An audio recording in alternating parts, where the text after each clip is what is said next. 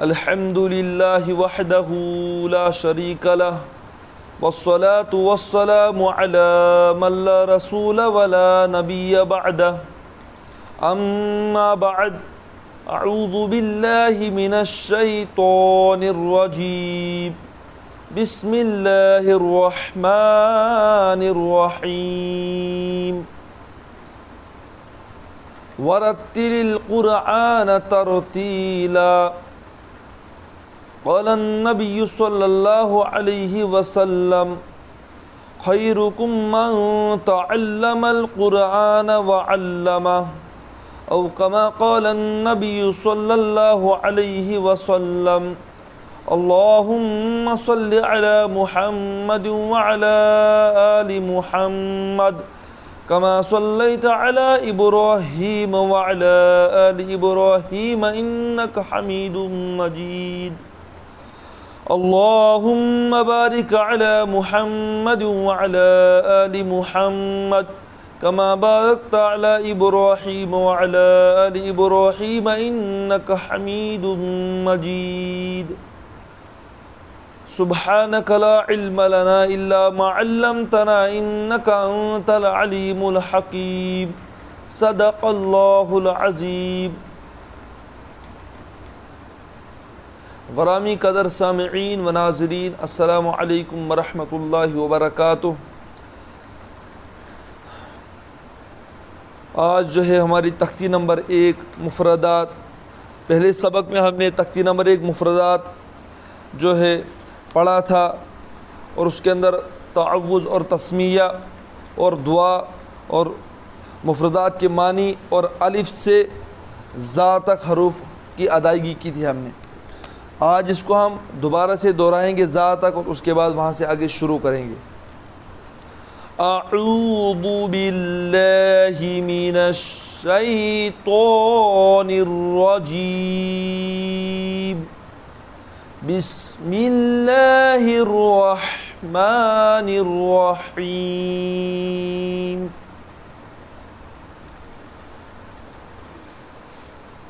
تختی نمبر 1 مفردات. الگ الگ حروف کو مفردات کہتے ہیں. رب یسر ولا تعسر وتمم بالخیر وبک نستعین یا فتاح رب زدنی علما. الف با تا سا جیم ح خو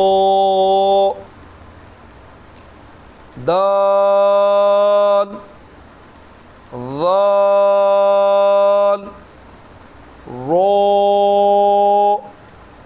زا.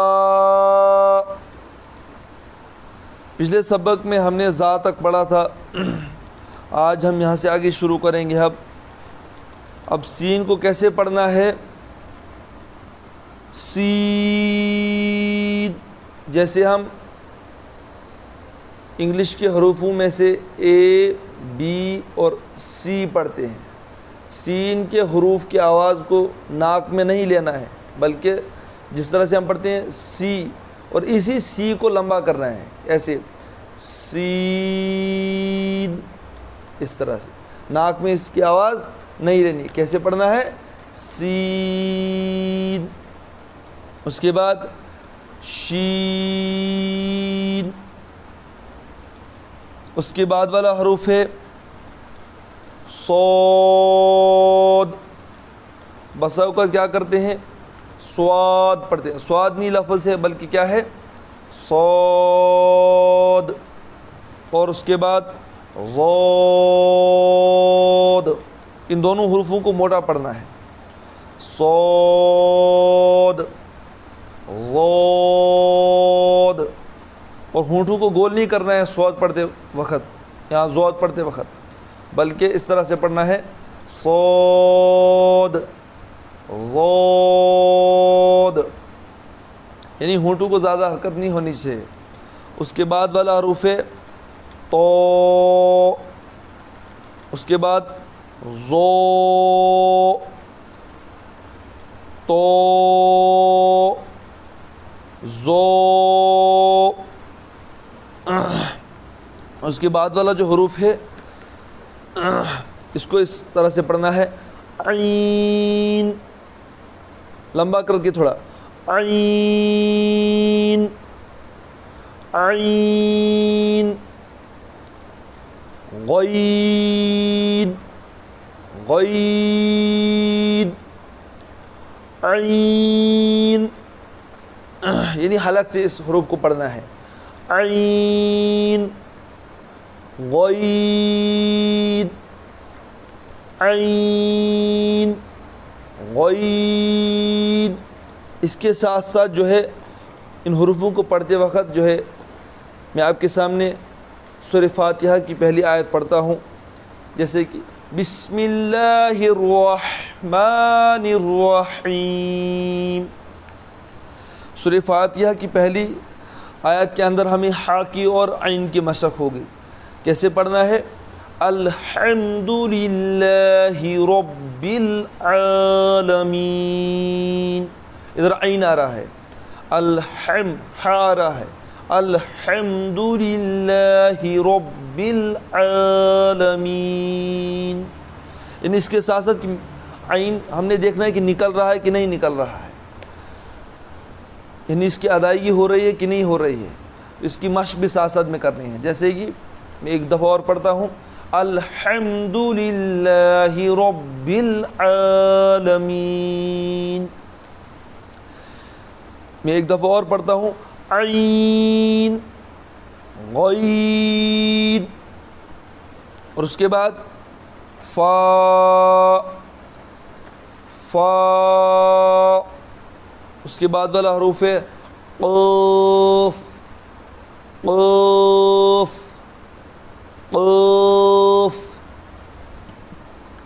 اس کے بعد والا حروف ہے کاف، کاف۔ ہم جو بچے کو سمجھانے کے لیے کیف پڑھاتے ہیں وہ درست نہیں ہے، بلکہ بچے کو یہ جو پہلے والا قاف ہے یہ حلق سے نکلے گا، قاف قاف، اور یہ والا جو دوسرا والا حروف ہے کاف، کاف، کاف۔ اس کے بعد والا حروف ہے لام، لام، میم، میم، نون، نون، اور اس کے بعد والا حروف ہے واو۔ ہم پڑھاتے وقت واو پڑھتے ہیں، بلکہ اس کو اس انداز سے پڑھنا ہے، واو، واو، واو، ہا، ہا۔ اب اس ہا کی مشق کیسے ہوگی؟ بسا اوقات ہم جہاں پہ یعنی بڑے والا ہا نکالنا ہوتا ہے وہاں پہ ہم چھوٹے والا ہا نکالتے ہیں، جیسے کہ بعض لوگ پڑھتے ہیں الحمدللہ، یہ والا ہا پڑھتے ہیں، بلکہ الحمدللہ حروف ہے، اور